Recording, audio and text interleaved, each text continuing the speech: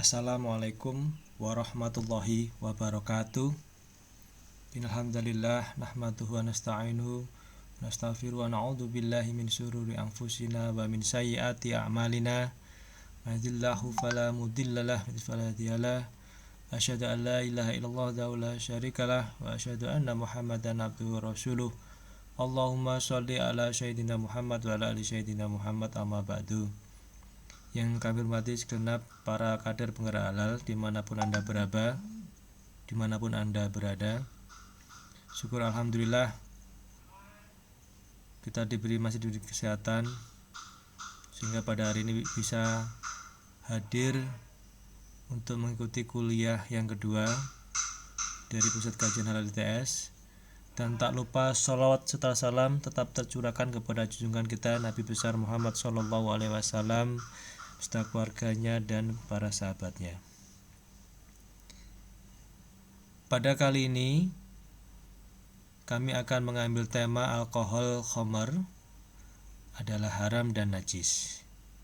Dan materi ini nanti bisa Anda lihat seutuhnya di http://intip.in Kajian Halal SDR.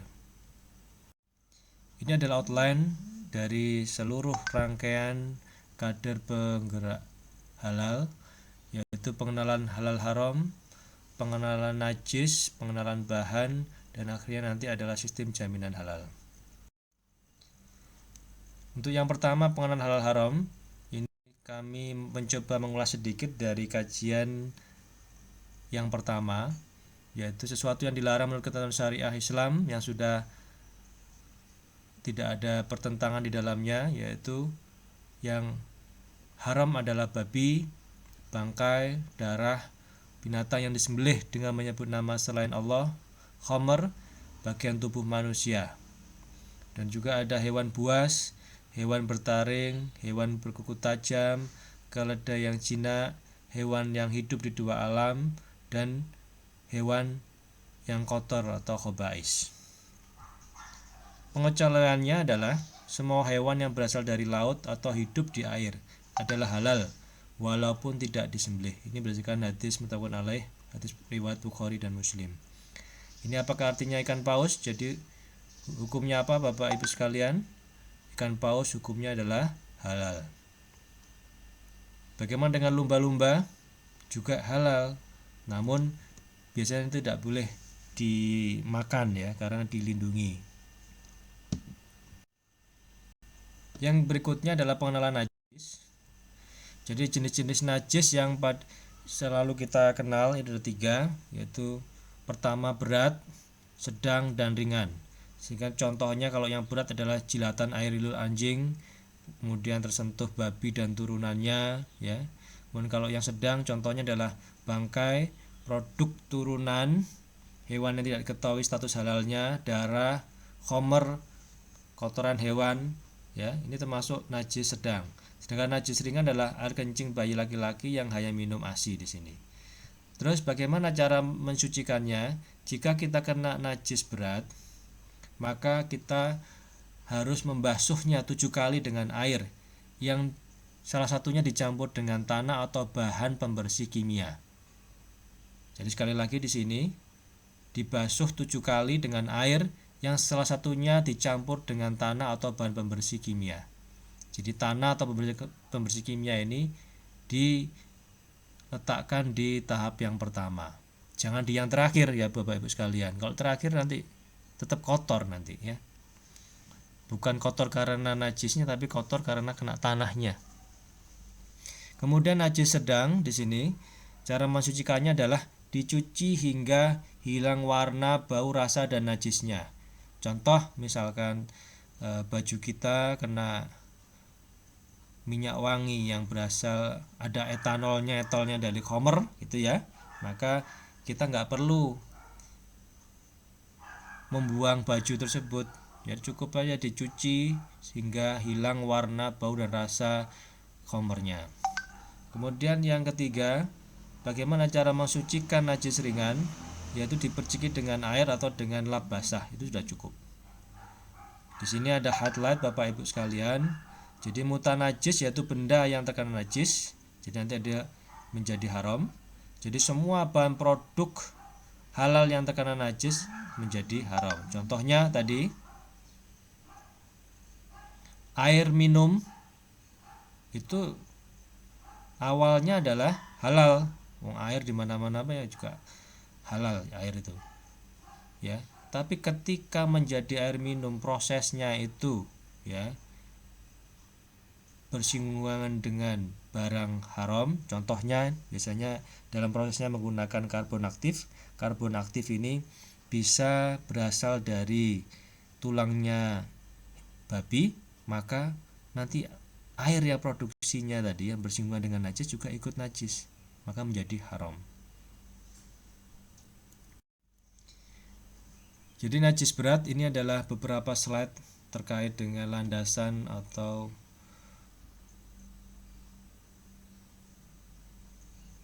hukumnya ya dari hadis riwayat Bukhari dan Muslim ini tentang terkait najis berat, yang artinya cara mensucikan bejana dari seorang yang diantara kalian jika dijilat anjing adalah dengan mencucinya 7 kali. Cucian yang pertama ini adalah menggunakan tanah.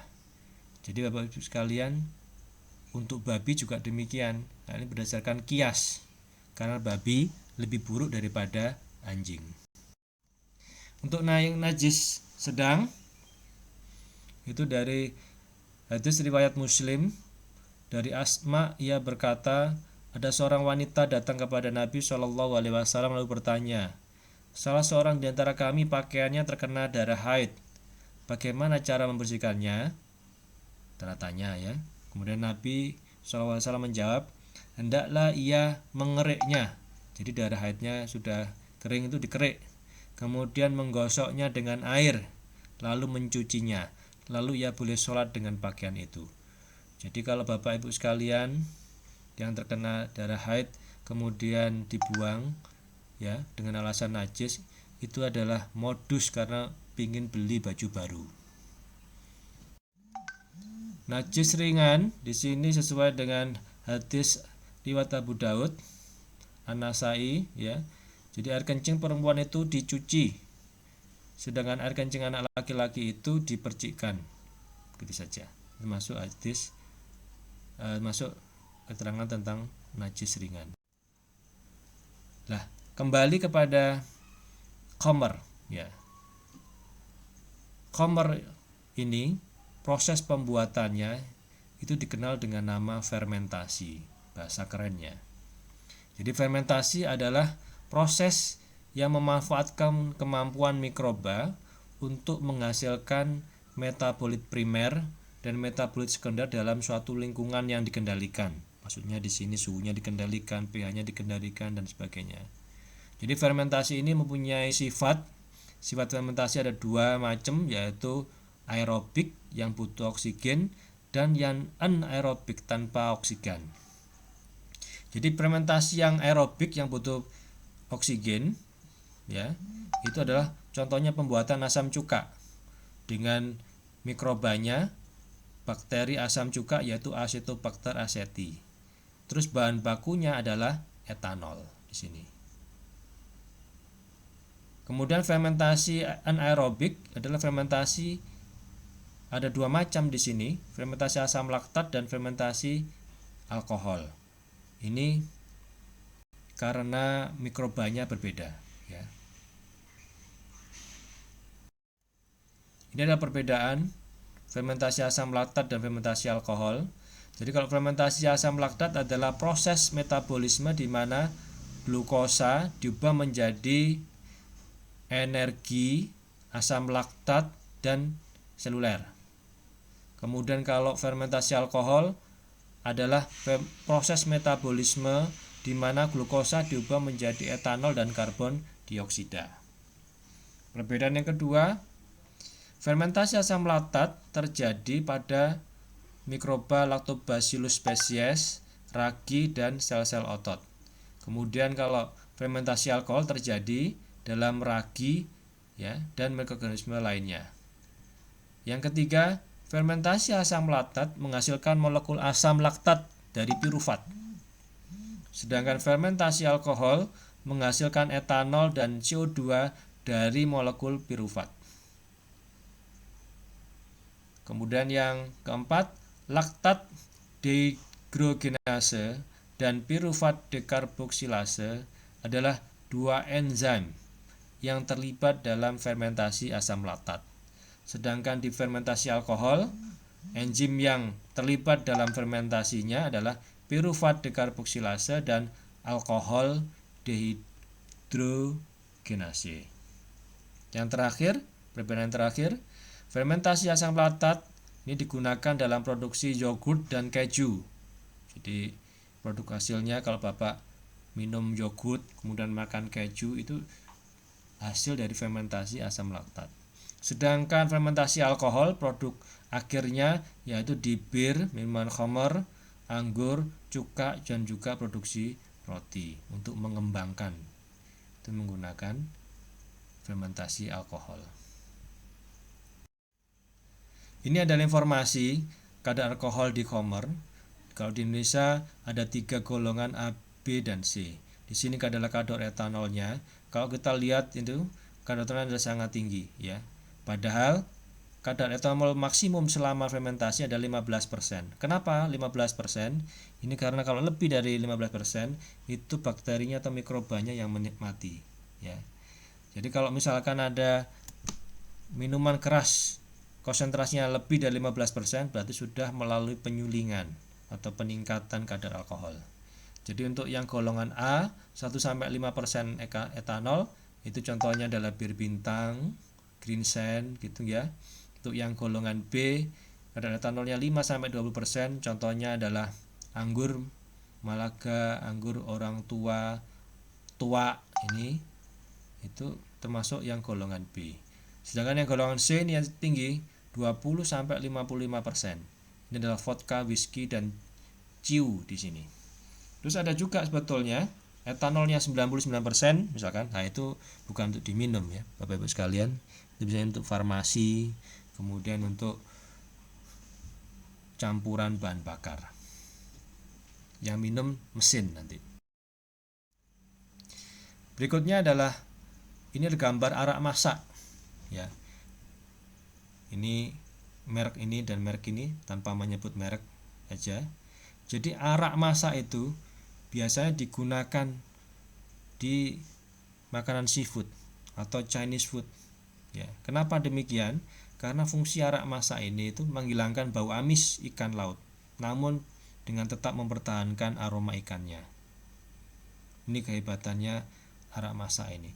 Dan para penjual biasanya berargumen ini bukan khamr, ini penyedap rasa. Tapi intinya sebetulnya sesungguhnya adalah ini termasuk arak, Bapak Ibu sekalian. Dan karena ini khamr ya, maka ini haram dan najis bagi umat Islam. Jadi saya peringatkan lagi kepada para pedagang yang masih menggunakan penyedap rasa arak masak ini, cobalah cari yang lain yang ada logo halalnya. Itu lebih simpel kita di masyarakat ya, daripada menggunakan ini. Anda berdosa dan juga kasihan yang membeli masakan di Anda juga makan makanan haram.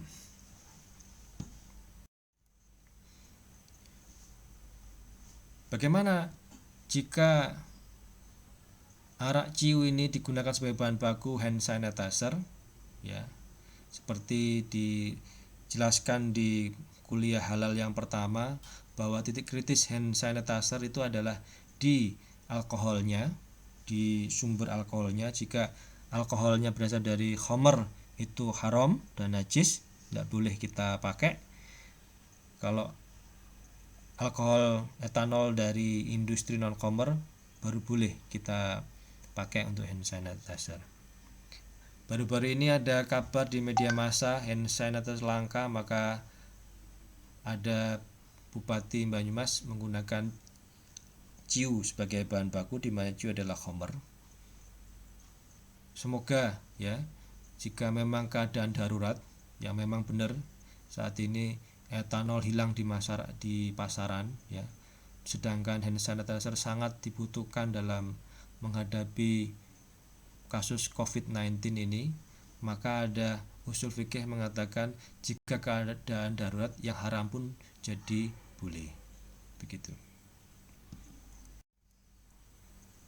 Ini adalah beberapa fatwa MUI yang menjelaskan tentang khamr.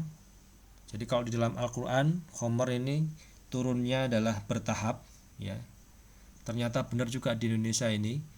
Terlihat dari fatwa MUI ketika tahun 1993 ini ya, terkait bahan beralkohol atau khamr, fatwa MUI mengatakan bahwa khamr berbahaya bagi kesehatan. Saya tidak menemukan kata-kata khamr itu dilarang, haram, tapi khamr berbahaya bagi kesehatan. Dan ketika baru tahun 2003 nomor 4 itu dikatakan bahwa khamr itu haram dan najis berapapun jumlahnya. Ini di fatwa MUI tahun 2003 nomor 4 ini menjelaskan detail hasil samping minuman beralkohol atau khamr. Jika khamr itu alkoholnya dipisahkan secara fisik, maka tetap atau penyulingan gitu ya, haram dan najis. Kemudian jika alkoholnya itu direaksikan lanjut membentuk senyawa baru, contohnya tadi alkohol jadikan cuka begitu, maka dia halal. Kemudian bagaimana sisa raginya? Karena tadi saya sebutkan di fermentasi bahan bakunya adalah glukosa ditambahi ragi kemudian menghasilkan alkohol ya. Jadi raginya ini gimana? Apa bisa digunakan untuk hal yang bermanfaat, pupuk dan sebagainya? Maka jawabannya adalah halal jika sudah dicuci hingga aroma, rasa dan warna bir telah hilang dari ragi tersebut. Dan ini ada cuka, vinegar, hasil samping minuman beralkohol ini adalah halal. Ini menjelaskan dari yang poin ini. Karena alkoholnya direaksikan dengan bakteri sehingga menghasilkan cuka. Tahun 2009 tahun 11 di sini menegaskan lagi terkait dengan etanol. Etanol dari industri khamr haram dan najis. Etanol dari industri bukan khamr diperbolehkan selama tidak membahayakan. Dan untuk konsumsi ya, residu etanol harus tidak terdeteksi pada produk akhir yang langsung dikonsumsi di sini. Sedangkan cara pencucian yeast atau ragi ekstraknya dari yeast ini diatur secara khusus di Fatwa MUI tahun 2011 nomor 10. Yang pertama adalah dengan mengucuri menggunakan air mengalir sampai rasa warnanya bir itu tidak ada. Dan yang kedua, dengan merendam dalam air yang sangat banyak hingga rasa, aroma atau warna dari najis atau khamr itu adalah hilang. Demikian Bapak Ibu sekalian, kajian kali ini yang membahas terkait etanol khamr. Jadi etanol yang berasal dari khamr ya, itu mempunyai hukum tetap haram dan najis. Dan semoga kita semuanya terhindar, terutama bagi para pedagang kaki lima yang menggunakan penyedap rasa arak masak, mohon dengan sangat untuk berubah mencari produk penyedap rasa yang lainnya. Demikian, terima kasih atas perhatiannya. Assalamualaikum warahmatullahi wabarakatuh.